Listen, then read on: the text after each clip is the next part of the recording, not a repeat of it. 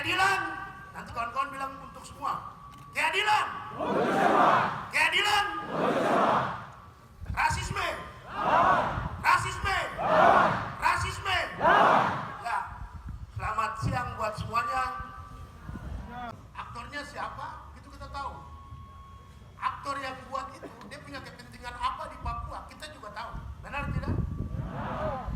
Aktor itu dengan tegas dan dengan santainya dia sampaikan di depan media, dan itu terekam, videonya masih ada sampai saat ini.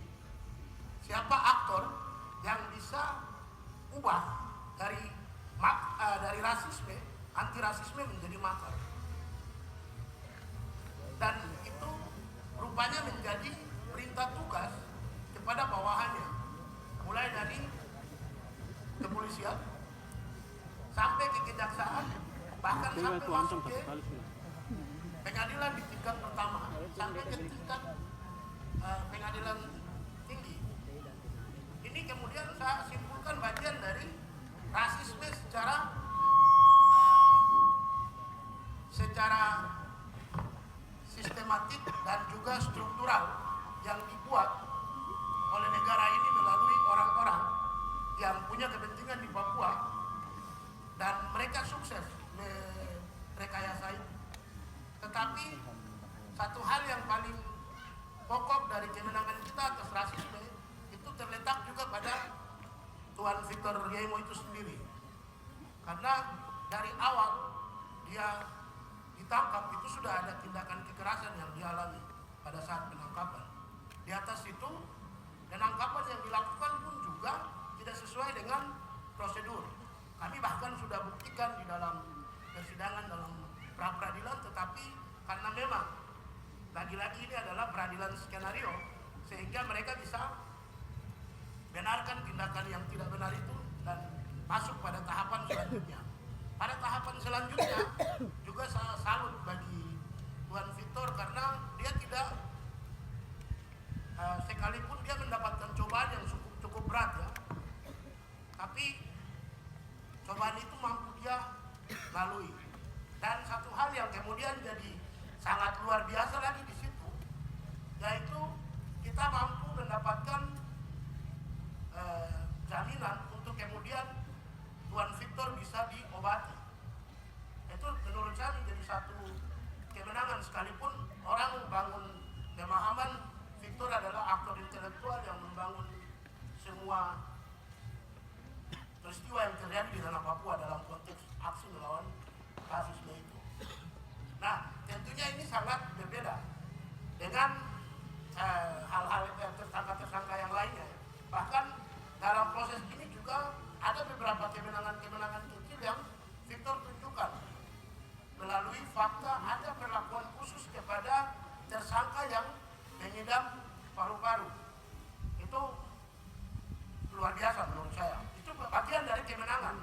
Bahkan yang paling tertinggi adalah kalau nanti kawan-kawan masuk ke lapas, kawan-kawan akan, lapas itu lembaga permasyarakatan ya, ada satu ruang, dibuat itu satu ruang ada dua pintu itu dinamakan ruang Victor Yemo, karena dia mampu memperjuangkan hak tersangka yang mengidap paru-paru untuk mendapatkan ruangan khusus dalam tahanan. Nah, ini satu kemenangan ya dari kemenangan kita atas rasisme. Kalau saya kemudian bandingkan dengan bagaimana dulu Nelson Mandela ditahan selama 28 tahun, itu juga yang dilakukan. Hak-hak tersangka, hak-hak orang yang ditahan sampai kemudian ada yang namanya Mandela Rule. Di sini kita hanya dapat ruang Victor Yemo dalam lapas Mabepura. Oke, nah selanjutnya kami juga tidak menutup mata ya dengan bagaimana skenario melalui pemberitaan yang dibangun yang benar-benar menyudutkan Tuan Victor dan juga gerakan rakyat. Tapi saya salut juga buat teman-teman KNPB maupun juga Gempar, kemudian teman-teman BEM, teman-teman FIM, dan juga teman-teman gerakan lainnya yang tidak bisa saya sebutkan satu-satu karena teman-teman terus mengawal proses proses ini. Dan bahkan kami sendiri menyaksikan ya bagaimana di ruangan sidang ada atraksi seakan-akan ada sidang peradilan militer di mana mobil barakuda dan juga water cannon serta beberapa pasukan dengan perlengkapan yang lengkap menghiasi ruang sidang. Tapi luar biasa buat teman-teman aktivis politik yang terus ada mau baku melawan dengan mereka, terus datang dan kemudian kita saksikan proses sidang.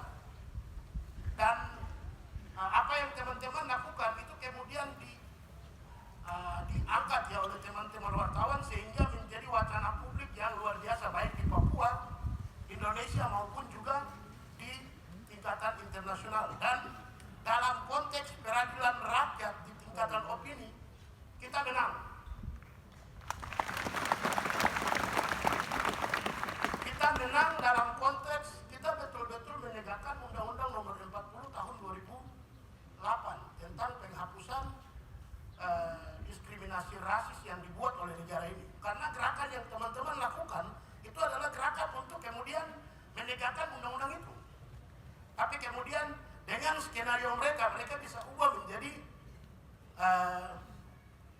makar.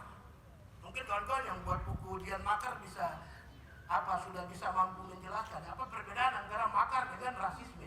Itu dua yang ibarat langit dan bumi, tapi dengan segala macam kepentingan dorong bisa jadikan satu. Saya sampai aneh lihat itu. Ahli bahasa pun juga mengaku dalam sidang kalau ini beda.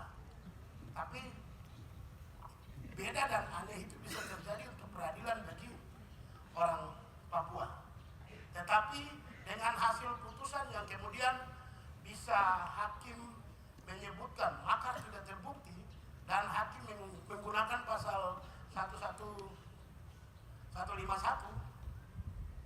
yang mana pasal tersebut sudah dicabut oleh Mahkamah Konstitusi. Ini membuktikan bahwa hakim yang periksa sebenarnya takut mau bilang kalau Victor bebas dan makar tidak terbukti.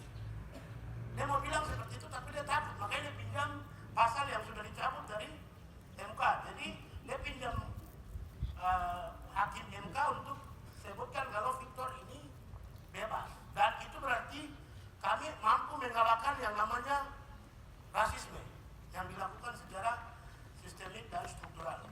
Kawan-kawan, memang ketika jaksa melakukan upaya hukum ke tingkatan banding, kemudian hakim pengadilan tinggi bisa membuktikan terbukti kembali, itu